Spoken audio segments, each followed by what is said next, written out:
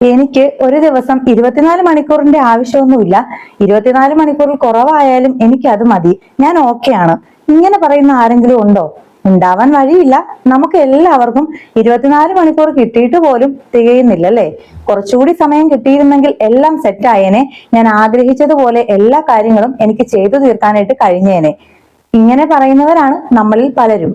പക്ഷെ ഉണ്ടല്ലോ, നമ്മൾ അറിയാതെ തന്നെ നമ്മുടെ സമയം വേസ്റ്റ് ആക്കി കളയുന്ന കൊച്ചു കൊച്ചു കാര്യങ്ങളൊക്കെ നമ്മൾ ചെയ്യുന്നുണ്ട്. അതൊക്കെ ഒന്ന് കണ്ടുപിടിച്ച് അതിനൊക്കെ ഒരു മാറ്റം വരുത്തിയാല് നമുക്ക് സമയം ധാരാളമായി കിട്ടും. കാരണം നമുക്ക് കിട്ടുന്ന 24 മണിക്കൂർ ഒരു മനുഷ്യന് ധാരാളമാണ്. പക്ഷെ നമ്മൾ എന്താണ് നമുക്ക് കിട്ടുന്ന ഈ സമയം കൊണ്ട് ചെയ്യുന്നത്? അതാണ് നമ്മളെ ഓരോരുത്തരെയും വ്യത്യസ്തരാക്കുന്നത്. സമയം ഇങ്ങനെ പോയിക്കൊണ്ടേയിരിക്കും, ആ കൂടെ നമ്മുടെ ജീവിതവും, അതും വളരെ വേഗത്തിൽ തന്നെ. അപ്പോ എല്ലാവർക്കും പുതിയൊരു വീഡിയോയിലേക്ക് ഹൃദയം നിറഞ്ഞ സ്വാഗതം. ആദ്യമായിട്ടാണ് ആരെങ്കിലും വീഡിയോ കാണുന്നതെങ്കിൽ താങ്ക് യു സോ മച്ച്.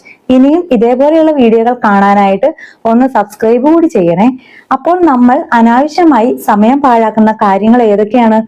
നിങ്ങൾ അറിയാതെ തന്നെ നിങ്ങളുടെ സമയം മോഷ്ടിക്കുന്ന ആ വില്ലന്മാർ ആരൊക്കെയാണെന്ന് നോക്കാം. ഈ ഒരു സാധനം കാരണം എന്റെ എത്ര സമയമാണ് പോയിട്ടുള്ളതെന്ന് അറിയാവോ? എന്തെങ്കിലും ചെയ്തുകൊണ്ടിരിക്കുന്ന സമയത്താവും ഇതില് നോട്ടിഫിക്കേഷൻ വരുന്നത്. ഇതെടുത്ത് അതൊന്ന് നോക്കിയില്ലെങ്കിലോ ഒരു മനസമാധാനവും ഉണ്ടാവില്ല. ഒറ്റ മണിക്കൂർ കൊണ്ട് ചെയ്തു തീർക്കേണ്ടിയിരുന്ന ജോലിയാണ് ഞാൻ ചെയ്തുകൊണ്ടിരുന്നതെങ്കിൽ ഈ ഫോണിൽ ഇടയ്ക്കിടയ്ക്ക് നോക്കുന്നത് കാരണം 2-3 മണിക്കൂറുകളാവും നഷ്ടപ്പെടുന്നത്. പിന്നെ അത് ചെയ്തു തീർക്കാനുള്ള ഒരു മൂഡും പോയിട്ടുണ്ടാവും. ഒരു ദിവസം എത്ര മണിക്കൂറാണ് ഈ ഒരു ഫോൺ കാരണം പോകുന്നതെന്ന് നിങ്ങളൊന്ന് ആലോചിച്ച് നോക്ക്. നമ്മളുണ്ടല്ലോ, ഒരു ബോറടിയും ഇല്ലാണ്ട് ഫോണിൽ ഇങ്ങനെ മണിക്കൂറുകളോളം ചെലവഴിക്കാനായിട്ട് ഒരു പ്രത്യേകതരം കഴിവുകളുള്ള ആൾക്കാരാണല്ലേ. ഞാനും ഇങ്ങനെ തന്നെ ആയിരുന്നു കേട്ടോ. ഒരു നോട്ടിഫിക്കേഷൻ വരുമ്പോൾ ജസ്റ്റ് അതൊന്ന് നോക്കാനായിട്ടാണ് ശരിക്കും ഇത് കയ്യിൽ എടുക്കുന്നത്. എന്നാൽ വാട്സപ്പിൽ പോകും, അവിടുന്ന് ഇൻസ്റ്റയിൽ പോകും, പിന്നെ അവിടുന്ന് ഫേസ്ബുക്കിൽ കയറും, വീണ്ടും യൂട്യൂബിൽ പോകും. ഇങ്ങനെ മാറി മാറി സഞ്ചരിച്ചു കൊണ്ടേയിരിക്കും. പിന്നീട് ഒരു സമയത്ത് മനസ്സിലായി ഫോൺ അമിതമായിട്ട് യൂസ് ചെയ്ത് ഒരുപാട് സമയം ഞാൻ നഷ്ടപ്പെടുന്നുണ്ടെന്ന്. പിന്നീട് ഞാൻ ചിന്തിച്ചു ഈ ഫോണിന്റെ ഉപയോഗം എങ്ങനെയൊന്ന് കുറയ്ക്കാനായിട്ട് പറ്റുമെന്ന്. അങ്ങനെ ഞാൻ മനസ്സിൽ ഒരു ടൈം ടേബിൾ സെറ്റ് ചെയ്തു.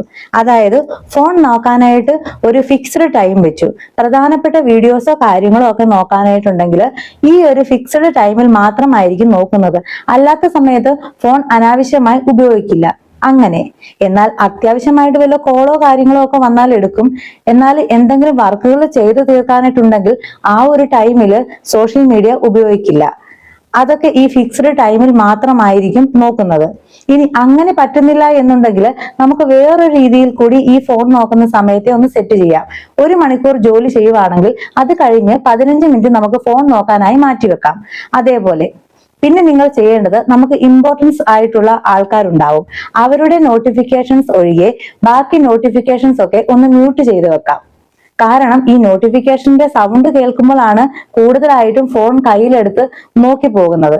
ഇങ്ങനെയൊന്ന് നിങ്ങൾ ചെയ്തു നോക്കിയാൽ ഫോണിൽ നോക്കുന്ന ശീലം കുറയ്ക്കാനായിട്ട് എന്തായാലും സാധിക്കും.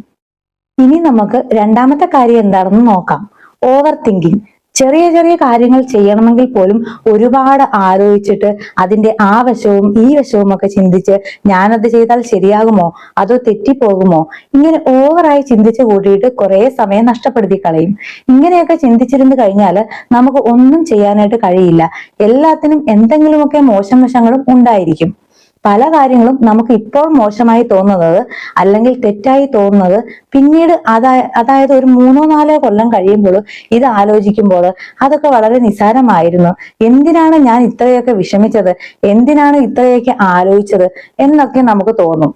അതുകൊണ്ട് ചെറിയ കാര്യങ്ങൾ, ചെറിയ ചെറിയ തീരുമാനങ്ങളൊക്കെ എടുക്കുമ്പോൾ ഒരുപാട് ഓവർ തിങ്കിങ് ചെയ്ത് ഇങ്ങനെ ആലോചിച്ചു കൂട്ടി വെറുതെ സമയം കളയാതെ ഇരിക്കാൻ ശ്രദ്ധിക്കുക. ഇനി മൂന്നാമത്തെ കാര്യമാണ് കമ്പയറിങ്. മറ്റുള്ളവരെ നമ്മളുമായിട്ട് താരതമ്യം ചെയ്ത് നമ്മുടെ സന്തോഷവും സമാധാനവും ഇല്ലാതാക്കുന്നത്. നമ്മളെക്കാൾ നന്നായി ജീവിക്കുന്ന ഒരുപാട് ആളുകൾ നമുക്ക് ചുറ്റിലും ഉണ്ടാവും അല്ലേ? അയ്യോ, അവര് ഇത്ര ഏജ് ആകുമ്പോഴേക്കും ഇന്നതൊക്കെ അച്ചീവ് ചെയ്തിട്ടുണ്ടാവും, എനിക്കാണെങ്കിൽ അത്രയ്ക്കൊന്നും എത്താൻ സാധിക്കുന്നില്ലല്ലോ എന്നൊക്കെ വിചാരിച്ചിട്ട്. പക്ഷെ നമ്മുടെ സമയം വരാനിരിക്കുന്നതേ ഉണ്ടാവൂ. നമുക്ക് നമ്മുടെ ലൈഫ് ബിൽഡ് ചെയ്യാൻ ഇനിയും കുറച്ച് സമയം കൂടുതൽ ചിലപ്പോൾ എടുക്കേണ്ടി വരും. എന്നാൽ മറ്റുള്ളവരൊക്കെ ആ ഒരു ലെവലിൽ എത്തിയിട്ടുണ്ടല്ലോ എന്നൊന്നും ഓർത്ത് വെറുതെ ടെൻഷൻ അടിച്ച് വിഷമിച്ച് നമ്മുടെ ടൈം ഇല്ലാതാക്കേണ്ട ഒരാവശ്യവുമില്ല. നമ്മൾ പതുക്കെ പതുക്കെ ആണെങ്കിലും നമ്മളെ കൊണ്ട് കഴിയുന്ന രീതിയിൽ മുന്നോട്ട് പോയിക്കൊണ്ടേയിരിക്കുക. നമ്മൾ ഇത്രയും ചിന്തിച്ചാൽ മതി. നമ്മൾ മുൻപ് ഉണ്ടായിരുന്നതിനെക്കാട്ടിലും നല്ല രീതിയിലാണോ നമ്മുടെ ലൈഫ് ഇപ്പോൾ മുന്നോട്ട് പോകുന്നതെന്ന് നോക്കുക. അതിനേക്കാൾ താണ രീതിയിലാവാതിരിക്കാൻ ശ്രദ്ധിക്കുക. പഴയ നമ്മളെയായിട്ട് നമ്മളെ കമ്പയർ ചെയ്യുക. മറ്റുള്ളവരുമായി കമ്പയർ ചെയ്യുന്നത് പൂർണ്ണമായും നിർത്തുക. നാലാമതായിട്ട് നമ്മൾ ചെയ്യുന്ന വലിയൊരു മിസ്റ്റേക്കാണ് മാറ്റിവെക്കൽ സ്വഭാവം. ഇന്ന് നമുക്കൊരു കാര്യം ചെയ്യാനായിട്ട് ധാരാളം സമയവും ഉണ്ടാകും, അതിന് പറ്റിയ സാഹചര്യവും ഉണ്ടാവും. എന്നിരുന്നാലും നമ്മൾ പലപ്പോഴും ആ ഒരു കാര്യം ചെയ്യാതെ ഇതൊക്കെ നാളെ ചെയ്യാം, ഇന്ന് ചെയ്യാനായിട്ട് തോന്നുന്നില്ല എന്നൊക്കെ സ്വയം പറഞ്ഞുകൊണ്ട് നാളത്തേക്ക് നീട്ടിവെക്കുന്ന ഒരു സ്വഭാവം ഉണ്ടാവും. ശരിക്കും ഇത് നമ്മുടെ സമയം നഷ്ടപ്പെടുത്തുന്ന ഒരു കാര്യമാണ്. ഒരു ചെറിയ ഉദാഹരണം ഞാൻ പറയാം. നിങ്ങളുടെ വീടിന്റെ മുൻപിൽ ഒരു ചെറിയ കല്ല് ഇരിക്കുന്നത് നിങ്ങൾ കണ്ടു. ഇതൊന്ന് എടുത്തു മാറ്റണമെന്നുണ്ട്, പക്ഷെ ഇപ്പോൾ സമയമില്ല, തിരക്കിലാണ്, വൈകുന്നേരം ആകട്ടെ എന്ന് കരുതി നിങ്ങൾ അത് വിട്ടുകളയുന്നു. അങ്ങനെ രണ്ടാമത്തെ ദിവസം എത്തി, നിങ്ങൾ വീണ്ടും ആ കല്ല് അവിടെ ഇരിക്കുന്നത് കാണുന്നുണ്ട്. എന്നാലും ഇപ്പോൾ അത് വലിയൊരു പ്രശ്നമായി നിങ്ങൾക്ക് തോന്നുന്നില്ല. നാളെ ആവട്ടെ, നാളെ മാറ്റാം എന്ന് വീണ്ടും വിചാരിക്കുന്നു. അങ്ങനെ ഓരോ ദിവസവും അത് നാളെ ആവട്ടെ എന്ന് പറഞ്ഞ് മാറ്റി മാറ്റി വെച്ച് ഒരു 2 ആഴ്ച കഴിയുമ്പോൾ ആ കല്ലിന് ചുറ്റും മണ്ണും പുല്ലും അടിഞ്ഞുകൂടി അതൊരു വലിയ തടസ്സമായി തന്നെ മാറുന്നു. ഇപ്പോൾ അത് മാറ്റിയേ തീരൂ, പക്ഷെ മാറ്റണമെങ്കിൽ നിങ്ങൾ നല്ല രീതിയിൽ കഷ്ടപ്പെട്ടേ പറ്റൂ. ഇതാണ് മാറ്റിവെക്കൽ സ്വഭാവം. ആദ്യത്തെ ദിവസം കണ്ടപ്പോൾ നാളത്തേക്ക് മാറ്റാതെ ആ കല്ല് അങ്ങ് എടുത്തു മാറ്റിയിരുന്നെങ്കിൽ വളരെ എളുപ്പമായേനെ. എന്നാൽ ഇന്ന് അത് മാറ്റണമെങ്കിൽ അതിനു ചുറ്റുമുള്ള മണ്ണും പുല്ലും എല്ലാം ആദ്യം മാറ്റണം. അങ്ങനെ കുറച്ച് കഷ്ടപ്പാടുകൾ കൂടിയിട്ടുണ്ട്. അതനുസരിച്ച് സമയവും വേണ്ടി വരുന്നുണ്ട് അത് ചെയ്തു തീർക്കാനായിട്ട്.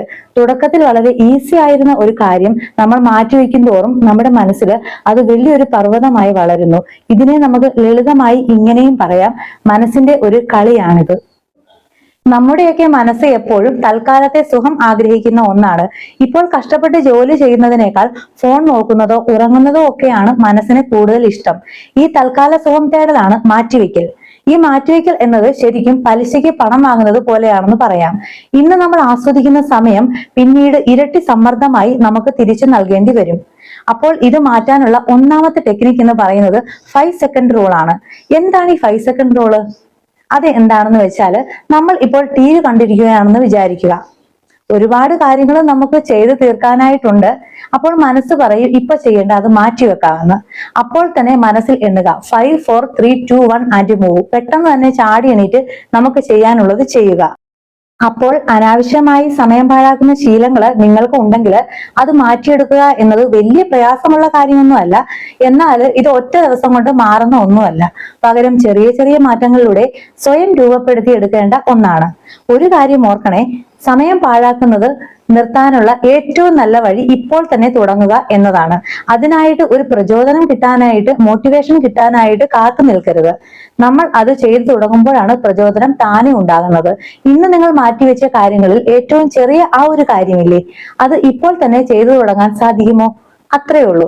നിങ്ങൾക്ക് ഈ പോയിന്റ്സും കാര്യങ്ങളും ഒക്കെ യൂസ്ഫുൾ ആയെന്ന് തന്നെ വിചാരിക്കുകയാണ്. അപ്പോൾ വീഡിയോ ഇഷ്ടമായെങ്കിൽ നിങ്ങളുടെ സുഹൃത്തുക്കൾക്ക് കൂടി ഒന്ന് ഷെയർ ചെയ്യണേ.